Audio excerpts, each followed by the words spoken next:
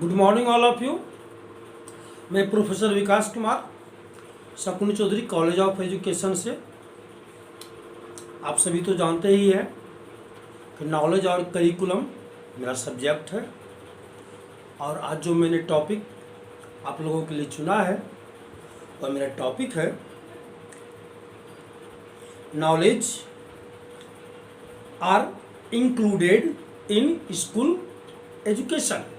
Knowledge are included in school education. इसका मतलब यह हुआ कि ज्ञान का वह कौन सा रूप है जो कि विद्यालयी शिक्षा में दिया जाता है, विद्यालयी शिक्षा में छात्रों को प्रदान किया जाता है। ज्ञान के प्रकार, महत्व, इन सब को तो हम जानते ही हैं, लेकिन आखिर नॉलेज का, ज्ञान का वह कौन सा रूप है जो कि विद्यालय में शिक्षक विद्यार्थियों को प्रदान करते हैं। हम मोटे तौर पे कह सकते हैं कि विद्यालय में दी जाने वाली शिक्षा को हम मानते हैं कि सुनिश्चित ज्ञान और मौन ज्ञान, इन दो प्रकार के ज्ञान के रूप में विद्यालय में शिक्षा प्रदान की जाती है। सुनिश्चित ज्ञान जिसको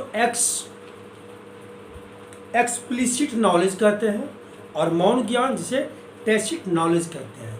सुनिश्चित ज्ञान क्या हुई?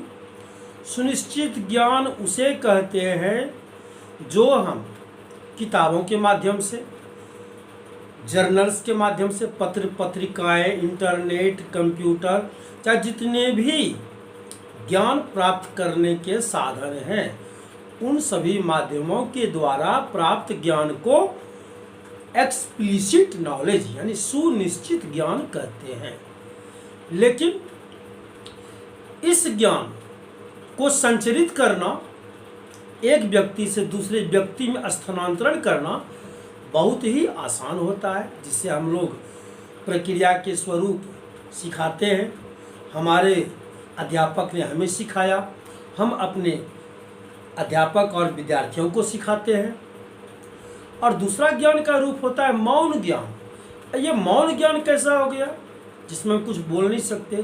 तो मौन ज्ञान का वह रूप है जिसे हम अपनी ज्ञानेंद्रिय के द्वारा महसूस कर सीखते हैं। इसमें बोला नहीं जाता है, आँखों से देखकर समझा जाता है, किया जाता है, सीखा जाता है, और फिर उसे दिखाया जाता है। त्रुटि आती है तो बार बार अभ्यास किया जाता है। मौन ज्ञान को स्थानांतरित करना सबसे बड़ी चुनौती होती है। उसमें बोला कम जाता है, उसमें कहा जाता है कि ध्यान देकर सीखो। अब सोचते हैं ये कौन सा ज्ञान है जो कि सिर्फ देख करके सीखा जाता है?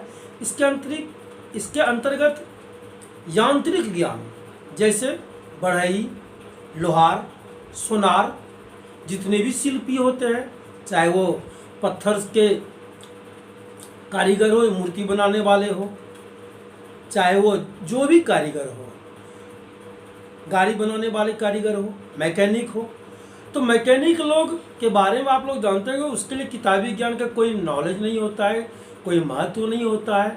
वह ज्ञान जो कि उसकी आत्मा से, उसके मस्तिष्क से निकलती है और वो काम करता है, वह परिस्थिति के अनुसार निर्णय लेता है, उसकी समझ उसे कार्य करने को आगे बढ़ाती है।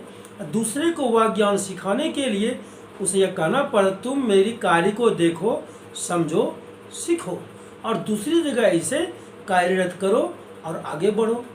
जिसमें तुम्हें सफलता मिली वह मौन ज्ञान हो गया। इस प्रकार से मौन ज्ञान को शाब्दिक तरीके से व्यक्त नहीं किया जा सकता है, इसे अशाब्दिक तरीके से व्यक्त किया जाता है और इसे करके दिखाया जाता है। इसके अंतर्गत हम लोग जानते हैं कि बचपन में कार्यानुभव और समाजोपयोगी उत्पादक कार्य हमारे शिक्षक लोग करवाते थे। इसके अंतर्गत वो सारे कार्य आते हैं जो कि हमें जीवन में आगे बढ़ने के लिए मदद करती है, और सुनिश्चित ज्ञान उसको एक आधार बना करके आगे बढ़ाती है। हम जिस ज्ञान को प्राप्त करते हैं उसे बताने के लिए, या कह सकते हैं एक प्रकार से वैधता प्रदान करने के लिए सुनिश्चित ज्ञान की जरूरत होती है।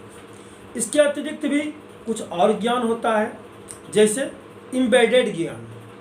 एम्बेडेड इसका मतलब होता है कि बैठे हुए हम ज्ञान को प्राप्त करें। तो बैठ कर के कैसे ज्ञान प्राप्त करेंगे? जस्ट वही बात होगी कि एम्बेडेड ज्ञान को हम टैसिट नॉलेज यानी मौन ज्ञान भी कह सकते हैं। और इसके अंतर्गत एम्बेडेड ज्ञान को दो भागों में बांटा गया है। प्रोसीड्यूरल नॉलेज, इसका मतलब हुआ कार्य विधि संबंधी ज्ञान, और कॉन्सेप्चुअल नॉलेज। कॉन्सेप्चुअल नॉलेज का मतलब क्या? वैचारिक ज्ञान।